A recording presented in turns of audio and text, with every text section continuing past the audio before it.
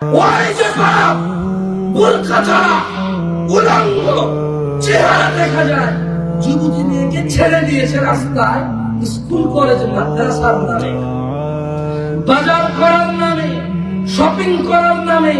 ওই যে ভাই, ওই যে বাবা, ওই যে স্বামী তার বাচ্চাকে, তার বোনকে, তার স্ত্রীকে ছেড়ে দিয়েছে উলঙ্গ।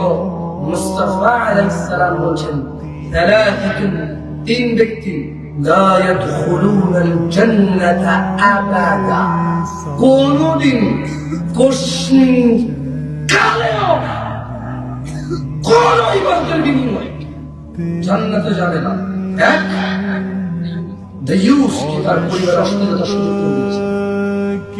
দুই, আর রাজুলাতু মিনান নিসা, পুরুষের ভেশধারী মহিলা। তিন, ও মুদমিনুল খামরি, নিয়মিত মানে প্রায় হরহামেশায় রেগুলার নেশা করে। এই তিন ব্যক্তি পৃথিবীর কোন ইবাদত, পৃথিবীর কোন আমল কি দিবে, কোরবান দিবে? এই অবস্থায় যদি মারা যায় যে সে দায়ুস, জান্নাতে যাবে না। এই অবস্থায় যদি মারা যায় যে সে নারী অথচ পুরুষ দেশে, জান্নাতে যাবে না। এই অবস্থায় যদি মারা যায় সে নেশাখোর, জান্নাতে যাবে না।